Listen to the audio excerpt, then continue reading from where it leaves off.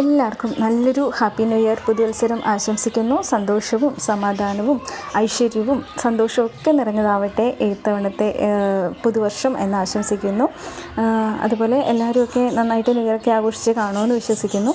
ഇത് നമ്മുടെ ന്യൂ ഇയറിൻ്റെ വിശേഷമല്ല കേട്ടോ, ഇത് നമ്മുടെ ക്രിസ്മസിൻ്റെ അന്ന് രാവിലെയുള്ള വിശേഷമാണ്. അപ്പോൾ കുറേ വീഡിയോസ് ഇപ്പോൾ എഡിറ്റ് ചെയ്യാനായിട്ടുണ്ട്. അത് കുറേ വീഡിയോസ് ഞാൻ പെൻഡിങ്ങിൽ ഇട്ടിട്ടുണ്ട്. ഇപ്പോൾ കുറച്ച് ദിവസമായിട്ട് ഭയങ്കര മടുപ്പാണ്. വീഡിയോസ് എഡിറ്റ് ചെയ്യാനാണെങ്കിലും അപ്ലോഡ് ചെയ്യാനാണെങ്കിലും ഒക്കെ ഭയങ്കര മടുപ്പാണ്. അങ്ങനെ ജസ്റ്റ് പോസ്റ്റ് ഇട്ട് പോയിക്കൊണ്ടിരിക്കുക.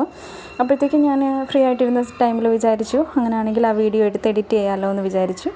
അങ്ങനെ വീഡിയോസ് എഡിറ്റ് ചെയ്യാനായിട്ടിരുന്നപ്പോഴത്തേക്കാണ് ഈ വീഡിയോ കണ്ടത്. അങ്ങനെ ഇതൊന്ന് ഇട്ടേക്കാമല്ലോ എന്ന് വിചാരിച്ചു കേട്ടോ. അപ്പോൾ ഇത് നമ്മുടെ ക്രിസ്മസിൻ്റെ അന്ന് രാവിലത്തെ ഉള്ള വിശേഷമാണെന്ന് വെച്ചാൽ ക്രിസ്മസിന് ഇത്തവണത്തെ ക്രിസ്മസിന് എല്ലാവരും ഉണ്ടായിരുന്നു. അതുകൊണ്ട് തന്നെ വലിയൊരു സന്തോഷമുള്ളൊരു ക്രിസ്മസ് തന്നെയായിരുന്നു ഇത്. അപ്പോൾ എല്ലാ കൊല്ലത്തെയും പോലെ തന്നെ വിചാരിക്കും രാവിലെ എണീറ്റ് പണികളൊക്കെ പെട്ടെന്ന് തീർത്ത് ഒതുക്കിയൊക്കെ വെക്കണം, പിന്നെ ഫ്രീ ആയിട്ടിരിക്കണമെന്നൊക്കെ വിചാരിക്കും.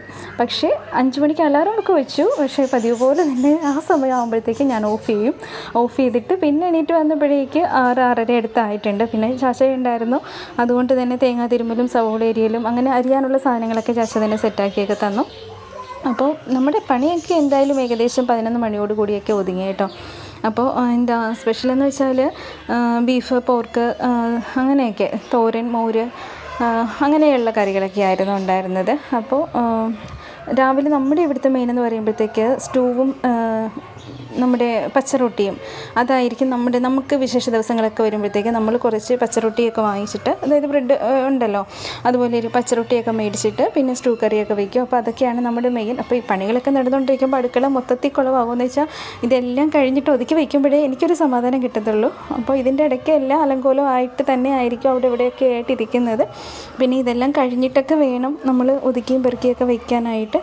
അപ്പോൾ അതുകൊണ്ട് തന്നെ കുഴപ്പമില്ലാത്ത രീതിയിൽ തന്നെ ക്രിസ്മസ് ഒക്കെ ആഘോഷിച്ചു. 10-11 മണിയോട് കൂടിയൊക്കെ തന്നെ നമ്മുടെ പണികളൊക്കെ ഒതുങ്ങി കേട്ടോ. പിന്നെ എല്ലാമൊക്കെ സെറ്റാക്കി കുക്കറിൽ തന്നെ ഇട്ട് എല്ലാമൊക്കെ വേവിച്ചൊക്കെ വെച്ചിട്ട് തോരനും പിന്നെ മോരിൽ പൈനാപ്പിൾ വാങ്ങിയിരിപ്പുണ്ടായിരുന്നു.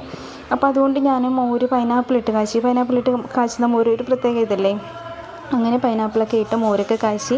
അപ്പോൾ ഇതിൻ്റെ ഇടയ്ക്ക് രാവിലെ ചാച്ചയും മോളും കൂടി പോയിട്ട് ആ വൈനൊക്കെ മേടിച്ചുകൊണ്ട് വന്നത്. അപ്പോൾ അച്ചു ആണെങ്കിൽ രാവിലെ എണീറ്റു, അശുമനാണെങ്കിൽ ഒരുപാട് താമസിച്ച് തന്നെയാണ് അവൻ എണീറ്റത്. അങ്ങനെ വൈനൊക്കെ വാങ്ങിച്ചിട്ടൊക്കെ വന്നിട്ട് അച്ചു ആണെങ്കിൽ രാവിലെ തൊട്ടേ വൈൻ കുടിച്ച് നിൽക്കുമായിരുന്നു കേട്ടോ.